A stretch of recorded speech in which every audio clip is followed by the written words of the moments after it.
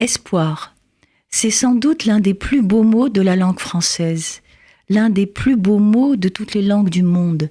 C'est un mot qui en appelle à ce que le futur peut avoir de beau, de prometteur ou de consolateur, à ce que l'homme peut avoir de bon, de généreux ou de moins cruel. C'est un mot en attente et qui semble tourner le dos aux ténèbres qui l'entourent et qui le cernent. C'est aussi un mot un peu tremblant, car celui qui le porte n'a pas la maîtrise de ce qui viendra, n'a pas la maîtrise de l'avenir. Parfois, il a juste la force d'espérer, et c'est déjà beaucoup.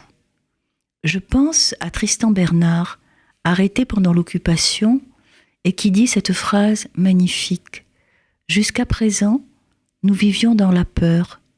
Désormais, nous vivrons dans l'espoir. » Romain Gary était à ce point convaincu de la vertu, de la nécessité de l'espoir dans nos vies, que dans Éducation européenne, son premier roman, il avait donné le nom de Nadjeda, mot qui veut dire espoir en russe, à un partisan invisible dont les exploits contre les Allemands exaltaient les partisans de la forêt. On apprendra à la fin du roman que Nadjeda n'existait pas, mais la croyance en son existence n'en avait pas moins insufflé à ces hommes coupés de tout, courage, force, désir d'action. En ce sens, en effet, il était pur espoir, parce que l'espoir donne des forces pour faire advenir ce qu'on espère. Il donne des forces pour résister.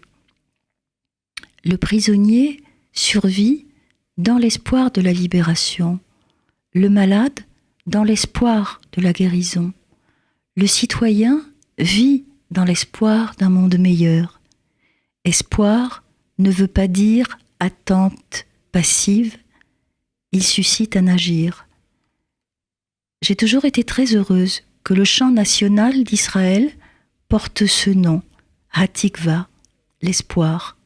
Non pas un intitulé guerrier ou belliqueux, mais un vocable qui s'accorde avec une musique ample et douce, qui se projette amplement sur l'avenir, comme notre expression favorite, Hashana Haba, l'année prochaine.